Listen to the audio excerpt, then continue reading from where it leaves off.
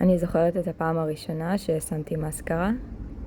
הייתי בגן ורציתי להיות נסיכה, והגננת אמרה לי שאם אני רוצה להיות כמו נסיכה, היא תאפר אותי כמו נסיכה והיא תשים לי מסקרה. אני זוכרת איך היא שמה לי בעדינות את המסקרה על הריסים.